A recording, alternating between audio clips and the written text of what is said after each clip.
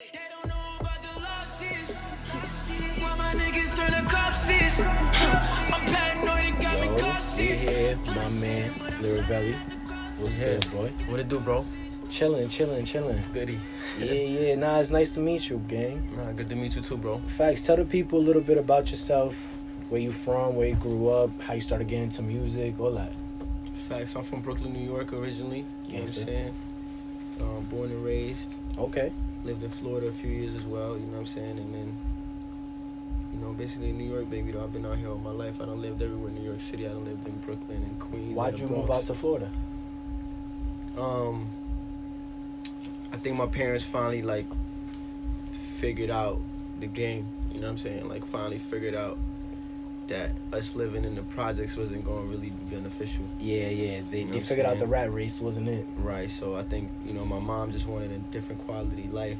I think if it was up to my pops, he would have stayed out here. I feel you. Because, out here, the life is everything is Fast-paced. attractive. Yeah, and, And it seems like you made your way back, though, so you feel like... ASAP, nigga. ASAP. As soon as I graduated, 3 days after I graduated, I had left. Because they ain't even let me walk on my graduation. Oh, that's tough. Because I was with this other nigga. We was doing, graduation rehearsal. Okay. And we got caught up smoking. He got caught. Oh, And I ran away, ran to this other school and shit. So they had, interrogated him and all that. And he basically said my name. So the next morning, they call up my mom. They Not the snitching, it's like bro. 8 in the Not morning, right? Snitching, bro. It's like 8 in the morning. That's A call tough. come in. I'm like, nah, who that? It gotta be some crazy shit going on. Who's calling this early? And it's a school. Yeah, he's not gonna be able to graduate. So I was like, after that, I told my mom, this place is not for me. I ain't trying to be like the rest of these niggas that's out here. Nah, crazy shit. Something similar happened to me in high school. Dead ass the same shit. I didn't do nothing in school. I was smoking outside of school. And some niggas snitched. Right. And they dead ass called my parents. Same exact situation, bro. Facts on some whole shit. I don't even get what the situation. It's some dumb shit, bro. And now the whole shit is legal. So it's like, what was even the point of all that, bro? I be telling my mom that. She be like, I be like, look, it's legal now. Mm-hmm. Be like, you can smoke it now. So then once you moved back to the city, that was right after you graduated. You was 18. Right. What was kind of you was making music back then, or how was your progression towards the musical career? Man, I've been making music since I was 12, 13 years old, for real. That's crazy. I remember recording the first song ever was on the PlayStation mic, That's crazy. PS1 mic or some shit, one of them online mics. And then I did a song on there, and ever since then I always been recording myself. And going to high school in Florida, it actually gave me the chance to hone in on my craft, you know what I'm saying, just be somewhere that is nothing else going on. I'm I really got a chance to focus on the music and just Yeah. just really go in and So you were always pretty much musically inclined. facts, definitely, for sure. Do you think there's something about your family or upbringing that made you be that way, or that's just who course. you are? Of course, us Dominicans always playing bachata. My dad always had speakers in the crib. I'd be if he really knew what he wanted to do, I think he would have had a studio. You know what I'm saying? He spent mad bread on equipment, mad shit. You feel me? And Nah, bro, the Dominicans always be having the banging speaker system. facts, bro. It's why? Making just the put a whole building studio up. shake. Making the whole building shake Yeah. on some Facts. crazy shit. So with my dad, I always was raised around that, raised on bachata, merengue, and right now. I remember listening to albums and knowing this song was coming next, just off the ending. You know what I'm saying? Yeah. certain The things. transitions from the intro to the outro. Facts, bro. That shit, Bro, they would be the one to get the Yeah. and then, bro, because you see merengue groups, bro, and it's 40 of them, bro. Facts, It'd be bro. crazy. Facts. It'd be crazy. For real. So then, you was already pretty much making music. What you think elevated you from when you was doing it at 12, 13 to when you started taking it more seriously at some point, I assume. I mean, right around that time, I remember my aunt had asked me, I was about to turn 15, and she asked me, what you want for your birthday? And it's crazy, I just sent her a picture today of the microphone, because I seen it at the crib. And I was like, yo, I want a mic, and I sent it to her. It was a $200 mic, you heard? That's crazy. So when I turned 15, she got me that for my birthday, so that really changed the trajectory. And from then I was always recording myself. I done put out, from the age of 15 to 18, I put out 5 projects. Yo, shout out Auntie for real. For real, she Yeah, changed my Tia life, did her for thing. real. So I was in That's there crazy. recording myself and just learning the craft, even though I really didn't know what I was doing. How did you go about that process of just messing around with a little equipment you had to learn the craft? So I feel like that question for up and coming artists, for real. Like, Facts. I mean, after I graduated high school, I went to audio school. Okay. You know, a school called SAE. I think going there really like changed my trajectory again. It was like another thing. Like, all right, now I'm on a different type of time, because going to school really taught me the science of what I was doing. Hell yeah. Before, I was doing shit just off YouTube and shit. I really didn't know what I was doing. Yeah. So now I could walk into any room and know what's going on and be like, decipher it and make it my own. You feel me? I got you. So that's school was definitely important. At what age did you like tune into that school? 18. Oh, so right after you graduated high school, you knew like I'm going to engineering school. Facts. Because while I was in Florida, like during my last year, there's a school out there named Full Sail, big ass school. I went there.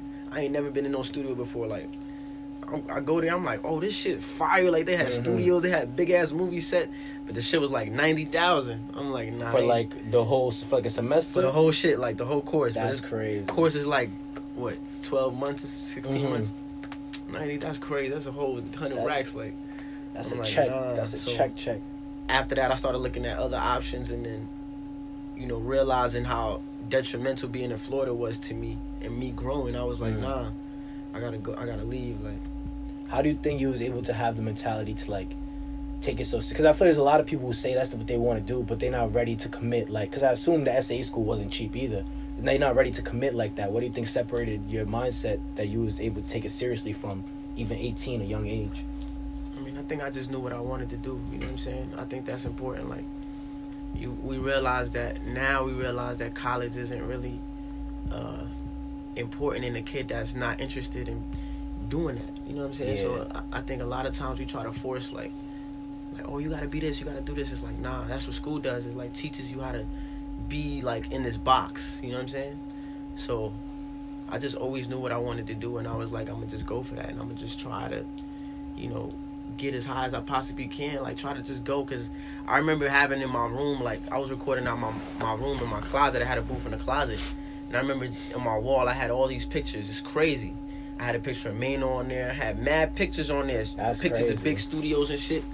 And like, I ain't never been in that shit before. You know what I'm saying? And it's like, at that time, that was my dream. Like, if I'm in the studio like that, I'm lit. Like, I got it. That's how you know you was gonna make it. Right. So, you know, getting to those places and like seeing those things now, it's like, okay, like, it's possible. Yeah. You know what I'm saying? So once you was SAE, like, did you get any good connections from there that like helped you take it to that level where you was in those with those people? For sure. My first internship I got from a teacher in there. Gangster. And he actually, it was a studio that he knew the owner, and they was looking for people. So he referred like me and two other people, my homie Zeph, and then this other person. Me and Zeph, we like stayed out, like grinded out, and like I ended up, Zeph moved back to Iowa. Like, he was somebody I went to school with. Yeah. He was one of my guys. Like, so he ended up moving back to Iowa because he had a kid, and then I ended up staying there, like working full time. You know what I'm saying? That was the first studio I interned at and shit. And, like, facts. So did you always like, because you were an artist as well as an engineer, right? That school you went to for engineering specifically? Hell no. I didn't want to be no engineer. I'm like, man, fuck that. I just wanted to know how to do it for myself. Okay. More so, I wanted to know like what I'm doing for me. Like, I ain't really trying to engineer, like produce. I was really like closed-minded to all those things. I'm like, nah, I'm a rapper, nigga. Like, yeah, y'all niggas been having me fucked up. I ain't engineering for nobody. Don't get shit twisted. Yeah, so that was my mentality. But going there, it was like made me realize like, nah, I could. You feel me? If you get the bag, might as well. Not that. It almost like happened by default that I just started engineering for niggas. Just because I was in the room, I'm already an artist. I already knew how I wanted my shit to sound. So that always was like a thing where an artist would feel more comfortable with me, because I'm like, nah, do that again, or like, nah, you should say this way. Like, they start fucking with you different because you like giving niggas input. I feel you, like, because you know the whole process from when the person's recording to the output of you engineering it. So it's like, bro, say it with this type of cadence. Exactly. Because when I engineer, I'm gonna finesse your shit. Exactly. I got you. Definitely. How'd you get over that, like, that block of you being like hard headed towards engineering / producing? I mean, I think even now I have my calls with it. Like, I fight it. Like, you know what I'm saying? I think I still haven't like fully got over it, but I understand the dynamic, and I understand that, you know, in certain rooms I got a role to play. And in certain rooms, if it wasn't for engineering, I wouldn't be in those Yep. rooms. You know what I'm saying? I feel that. Like how, you know what I'm saying, certain things like Maino, like Yeah. there's no way that I would have been in there if I was just a regular artist. I was gonna mention that because in the video we was just watching with the violinist, somebody in the comment was like, "Hey, Maino sent me blah blah blah." Yeah, That's yeah. how I've seen you was tuned in with him. Word. How did you like make that connection? That was actually the first studio I worked at. I met somebody there named Michael Wee, and I actually got a show with him coming up. Shout out Mike. So I met him at that first studio, and then he like a few years later he started working at this other studio. He just told me to pull up, and he was renting out one of the smaller rooms in there, but Maino had the big room. Okay. So like it was a homie in there named Rel. Rel was always in there with me, and then me and Rel started like, he started seeing me outside, and I just be there like sleep, whatever the fuck. He just see the grind, yeah. you know, me just working, and then he was like, "Yo, I'm gonna bring you in." He said that to me, and then like he brought me in, like he was like, "Man, he engineer," and then Yeah. from there I got linked for sure. So through Rel, shout out to my nigga. That's lit. Like, I think I seen your IG, one of your captions was like, if you want to get your bag up, you got to get your relationships up. Facts, 100%. What do you kind of like, I mean, I think everybody knows that it's not really about what you know, it's about who you know, but Yep. how did you come to that realization for yourself? Just like, I think experience, bro. Just understanding that I haven't, like, when I finished, let's say SAE, I had a resume then, I haven't made a resume since, or I haven't even updated my shit since, and like I've been able to work with so many people just off of hearsay, and just everything been based off my relationships with people, knowing studio managers and knowing this person and knowing this person. Yeah. Knowing this person, they see me in this room, they like, "Yo, what you doing here?" I'm like, "Yeah," like, you know what I'm saying? Like, so it's, yeah, bro. You know, they say 70% of the jobs you get is through your relationships. That's a fact. So that's key to life, bro. You gotta, it's like in the Matrix when he went to the nigga with all the keys. Yeah. That nigga, that's why I be like, you gotta treat the janitor like you treat the nigga that owned the building, because the janitor got the keys to all the doors.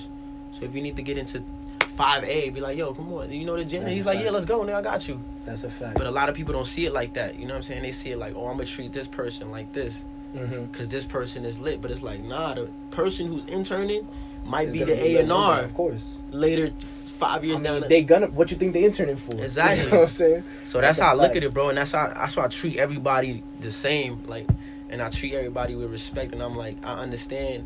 I've been in almost like all the positions you could think of. Yeah. I've been cleaning, you know, toilets. I've been cleaning studio stuff, like interning, going here to do shit, like, you know what I'm saying. So I done played all positions. I know like what it takes to, you know what I'm saying, do it. Nah, facts. I think that definitely like separates you. Like even the fact that you will transparently say that you've been in different positions, that it's not only been the glory and the glamour for you. I think that Thanks. definitely separates, like, especially because when people think about a rapper, it's all about the chains, all about the jewelry, it's all about the high life. What up? Meanwhile, at the end of the day, the regular people that go through some lows. What's like some moments in your career that you feel like was a L, but more a lesson than a loss at the end of the day? I would say getting arrested. Oh shit! You know what I'm That's saying? tough. I remember like we was coming back from, we just did a show for Juicy J, opening up for Juicy J in Iowa. That's where my boy Zeph is from. So that's how that linked. And then we was coming back. It was me, my boy Los, and my homegirl Glow. We was all in the car smoking. And I remember like speeding. A cop was like behind me, lights on. I'm like, "Oh, it's over." And then he Speed. passed me. And I'm like, "Oh, we lit." Somehow I still keep speeding, like, after this first time. So, like, another cop pulls us over. He smell the weed, search the car. There's, you know, Adderall's in the car, weed, mad shit. So, the nigga's like, "Yo." He's like, "You was the one that driving." He's pointing at me. "You was the one that's driving. Either y'all all going to jail or you going to jail." I was like, damn. I'm like, You bit the bullet. yeah, I had to. I'm like, "Los, take everything out the trunk because that car is not even ours. I found the car on Craigslist to rent and drive out there." Bad Little shit. renty, yeah. Right? So, It was just a sus situation from the Right, so- jump. Everything was, it was a bad look. so it's like, you know, that situation really taught me, like, you know, it says when you make a plan, God laughs. You know what I'm saying? You think that you have a certain thing set out. It's like that's not always going, if you're not moving correct, if you're doing some other shit, you're going to get caught up. You know what I'm saying? So I think that lesson was really important for me, and to know, like, you know, I ain't trying to, that's not where I want to be, that's not where I want to end up. You know, I ended up spending 7 days in that jail out there in Ohio, because my last name, it was like the court was so small, it was only 2 days a week, and mad shit, so I'm like, I don't want to do this shit, you know what I'm saying? I ain't trying to be a part of this shit. I know who I am and what I represent and what I need to do, you know what I'm saying? So it's interesting. You bring up that kind of parable that people refer to, and I see, looking at the side of your head, you have God Will Rise right there. Facts. How did your like relationship with God develop? Through my mom. You know, my mom always, when we was younger, always been going to church and always had us in church, and I think that's another part of the music too, because I was playing drums in church, and you know what I'm saying, from a young kid, I remember, like, you know, I always say this, like, about stage fright. Like, niggas be asking me, like, oh, how you be on stage and you not nervous? And I just remember being young, like one Sunday, they was going to let me play for the first time ever on a Sunday. So I remember just being mad nervous, and my legs, I was a little kid, my legs was like, of course. You feel me, just playing the drums, like, sticks is rattling. So it's like a lot of things that built up to, like, now where, like, I get on this shit and I don't feel nothing, because when I was mad young, I done been under the pressure of being in front of people performing. So it's like, you know, my mom really instilled God into me, and she really showed me, like, you know, this is important. Like, you need to have something that you believe in. Like, did you ever, like, stop going to church, or is still something you like try to make a part of your day, or your life every now and again? No, I mean, I haven't been to church in a minute. I think that, you know, they say that church is not the building that it's in, it's the people. So if 2 or more people are talking about God and congregating, that's church. Presence will be there. That's church. You know what I'm saying? It's not really the building or the person. Like I don't know. Like, it's too. In the great book, it says, in the end of the times, there's gonna be a lot of false prophets. So there's a lot of people that, you know, I feel like, you know, how you gonna tell me how to live? How you gonna try to judge me? You go to church, they see me, I'm like an oxymoron in church. Like, they look at me like crazy, like, oh, he got all these tattoos, instead of just being like accepting me. So certain things, and that's not God. You feel me? Of course. Certain tradition things and God is too different. It's very, very different. Exactly, and we have quarrels with people because we like, yo, how you representing that, but you saying that you that some other. It's almost like that's the reason why Jesus came, to separate tradition from religion, from your relationship with God. Exactly. Exactly. He's the doorway. It says only through Jesus will you get to me. So God is fed up with the people. You know what I'm saying? He said only through him. So he's like, Sure. I saw also that you had a kid recently. Facts. Is that your first? Is a son or a daughter? Yeah, my daughter. Yep. First child. Kid? Yep. Facts. How's that like change your life? I thought that was only January 20th, right? Yep, the 20th. She's only 13 days old, 14 days. Congratulations, by the way. That's a big Appreciate you, bro. Nah, for sure. Good looking, my nigga. Nah, for real. Nah, it's different, bro. Like, looking big. at her, it still hasn't really hit me. Like, it hit me, but like, it's still like looking at her. I'm like, yo, she look just like me. Like, you know what I'm saying? Like, I created that. It's crazy, and it's like a different type of thing on me now, where I'm like, the pressure is different, because I'm like, I'm not only representing me anymore. Yeah. For a long time, even when my baby mother was pregnant, it was like, I'm still like only me, like, but now it's like I need to protect her. Like, what am I doing to make sure that she's set when she's 17, 18 years old? Yeah. You know, I gotta be in her life to make sure that the decisions she's making, you know, she has somebody like me to be like, don't go that way. You know, I've experienced it, I've done it. And if you want to go that way, you can, but at least you know that I told you. Yup. Your choice is your own, but at least you know that, you know, at the end of the day, I told you right from wrong. So I think it's important, and I'm actually happy that we seeing that a lot more now. Like, dads are actually being in their kids' life and, you know, wanting to be a part of them growing up. Like, I think the rate has changed from like 80s and 90s to like 2010s to 2020s is way more. I think that's a part, like, being a good father is part of the modern definition of gangster. Like, if you doing your thing, you pushing P, you gotta be with your kids, gangster. Facts. No, facts, for sure. That's like a big milestone for you in your life. Do you feel like it kind of made your grind different too? Definitely. I mean, you know, the grind always been extensive, but I think now it's just like I said, it's just not about me anymore. So now everything that I'm doing, I'm thinking like, how am I gonna bring this back home type shit, you know? Do you feel like it's gonna change your music at all? I know you kind of you pride yourself in your authenticity regardless of, you know, whoever is listening, but do you think like that's gonna make you second guess some lines, like maybe I don't want my daughter hearing this?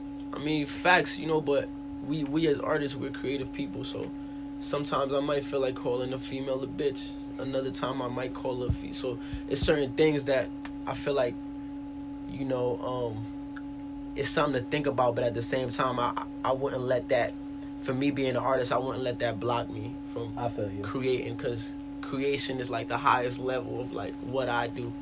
So I wouldn't, even with her, I wouldn't want anybody to get in the way of her creating what she wants, and like, I got you. you know, I got you. Like it's something you consider, but you got to do what you got to do at the end of facts, the day. 100%, bro. Yeah, bro, and she'll understand when she gets old enough. She'll get it. She'll get why I was talking certain ways and why I was saying certain things, you know. But you know, definitely want to set a great example for her, you know. So recently, also you've been posting a lot with Jim Jones. yeah. How's like that connection build, and what's that all that about? I know you have the Lobby Boys coming soon. Yep, Jim those, Jones and Maino, yep. For those who don't know, what is Lobby Boys? So Lobby Boys is a collective of Jim Jones and Maino and Jim Jones. Okay. And basically that came about through Maino. A long time ago, we did the Yellow Tape. Like, I recorded Yellow Tape with him and Uncle Murda. You know, and they always talked about, like, doing another one. But, like, ever since then, I remember Maine telling me, like, yeah, me and Jim gonna do Lobby Boys. I'm like, Lobby Boys? Back then, like. Yeah. So I was like, all right, word, fuck Back it. then, what you talking about? Like, how many years? It's like 2016. Ooh. I mean, Corona done push a lot of shit back, though. Right, so, like, you know, a few years ago. So I was like, Yeah. you know, I remember him saying it back then. And then, you know, fast forward last year, you know, Maine just kept hitting me, like, yo, pull up to the studio. You know what I'm saying? And I was pulling up on some regular shit, like Jim would be there, like, or he'll come after, but you know what I'm saying? I knew Jim for a long time. I was actually working at a studio, like one of the first or second studios I was working at was his studio on 30th and Broadway. He had a spot. Oh, Jim Jones, John? Facts. So Word. I recently reminded him of that. He's like, oh, word, I didn't even think he knew that. That's crazy. Facts. So, you know what I'm saying? Nah, yeah, That's that was... He didn't even remember, like, from that connection. Nah, I don't think so, because I look crazy. different. My hair was different. It's just so when I reminded him, he was like, "Oh, word, facts." But So we was that's already based like, off the muscle, then. yeah, but we was already like 7 songs in, you know, Yeah. and that's mostly through Maino. Like, Maino has always been somebody who's vouched for me, and you know what I'm saying, always put me in position. Like the last project he had, I had like 5 songs. Like we did like 5 videos on it. Like, Yeah. so he always been putting me on stuff, and you know, always been believing in me, and I think that's important. Like having somebody like that that's done it already, you know what I'm saying, and that could say, yo, this nigga's valid. That video that you was posting snips of, is that a single off that project, off Lobby Boys? Yeah, facts. That's gonna be the first single off the project. Can you disclose the name of that song? Yeah, it's called Lobby Boys Anthem. Okay. So it's like it's Main Jim and featuring me. Gangsta. Facts. That's just crazy to think about, like, yourself in the context of all those two legends. Facts, bro. It's crazy. It's crazy, especially from where I came from. I would have never imagined, you feel me? I would have never even thought to be in this position. And still, these things are you know what I'm saying, there's still bigger milestones to reach. Of so course. I know that these are just like stepping stones. Exactly. We got to take the stairs, bro. You know what I'm saying? A lot of niggas want to take the elevator. No I'm taking elevator the stairs, success. you know? Gangsta. Facts. That's a fact. So another thing was the RTF. Yeah. That's more your own personal shit, right? Facts. What's that about? What's RTF stand for? RTF, Resurrect the Feeling. Okay. You know what I'm saying? I think for a long time I've been looking for something that could represent me. Like, you know what I'm saying? I've been a part of other groups and other things that, you know, have fell out because I wasn't doing it with niggas that I really grew up with. You feel me? Or niggas that's really family, niggas that's really here for the same thing. I was doing it with like people that weren't as solid as me. I feel you. You know what I'm saying? So fame or clout or whatever. Exactly. So some of those people fell off, and it was like I had to understand, like, look, you know, this is a narrow road, bro. You know what I'm saying? I've been doing this a certain amount of time. I know that in a year or two of a nigga starting to rap, if he pops off, it's like lightning in the bottle. Yeah. Like Jay-Z said about 50. You know what I'm saying? But if not, you gotta put in that work, bro. Yeah. You gotta put in that work. So niggas don't understand that. Niggas think that. Niggas see me moving a certain way and they think that, oh, he moving funny. And it's like, nah, this is just what I do. If I didn't hit you up today, it's just like, nigga, I'm in the motion, bro, of doing what I do. Yeah. You feel me? So certain times if you don't have that camaraderie with people, if you're not in the trenches with somebody, they're not gonna really understand like how you moving or what you doing. It's like my man Made always say, it's about practice. You know what I'm saying? If we on the court, I can know now that, oh, he's tired. You feel me? I'm gonna pick up the slack on this side of the court because he don't got it. I'm gonna pass it to Made over here. You feel me? So certain things we gotta know the niggas that we around, and I think that's what I'm doing a lot better of now. And RTF is just that, like resurrecting the feeling. It's just like what it represents everything that I do. I feel like, that phrase kind of reminds me of like deja vu, right? Because deja vu sort of makes you feel like you in a certain space that you was in before. Facts. That's an interesting sort of line of thinking. Why do you think that represents you? Cause I feel like the music that I make is not in vain. You know what I'm saying? I think that what I'm doing has a purpose, and there's a reason for this shit, and there's a reason for why I'm here and why God put me on this earth. Like I'm not, you know what I'm saying? I got a purpose. I feel like so. Like you got substance behind the shit you're saying. For sure, and it's like resurrecting the feeling is just the feeling of good music, of the golden era. I feel like, of hip hop, and you really had artists doing hip hop because it was like we need freedom. Like now, we ain't have that. Now everybody's lit. Everybody got a fucking chain. Everybody got 100,000 in cash. Everybody's turned. Everybody's a scammer. It's like there's no struggle no more. You feel me? Yeah. So, no, it's not. That's not what hip hop is no more. So it's the opposite. So it's not hip hop. I mean, it's like a evolved form of hip hop now. Yeah. The hip hop back then was more about, you know what I'm saying, elevating yourself and just doing what you love. A lot of the people now also like copying other niggas. Like you have a certain sound and then New York is doing drill, now you doing drill, or like Atlanta's doing trap and now you doing trap. It's like, bro, just be yourself. You feel me? You see Andre 3000, he never changed who he was. Like he was just him. Kendrick Lamar, like whenever he drops, he's gonna be him. Like you can expect that. So that's always what I feel like with me. Like I'm not really wavering with the waves. Like I'm just like, the waves are going like this, and I'm just like, all right, word. I'm like in here, but I'm still me. I'm not going with the current. You know what I'm saying? Like, I mean, it seems like longevity is sort of what your goal is at the end of the day. How you said, like, if you pop off in 2 years, that's lit, but that's not. And it seems like a lot of artists nowadays, that's what they want. Like they want that immediate success, and they put themselves in a situation where it's like you're gonna die, or you're gonna get yourself out the hood. But one of the two is, it's a race between one or the other. Facts. No, definitely. I mean, I think in the social media age, Instagram, it's called Instagram. Like, instant. Niggas want that microwave shit. And that's okay, too. But when you come over here, you're going to listen to this album, nigga, from top to bottom, nigga. You're going to chill for a second. You feel me? So, that's what we building with the brand. It's a little chill pill. Word up. Word. Facts. So, is what we can look forward to as fans, is that Lobby Boys? What else? What do we have, like, from Lyrivelli, just you, for us to look forward to? I mean, I got a bunch of features, bro. Lobby Boys is only like one of the projects I'm on. I got a feature with Uncle Murda coming out. I got features with, a few people from New York that's prominent individuals, here.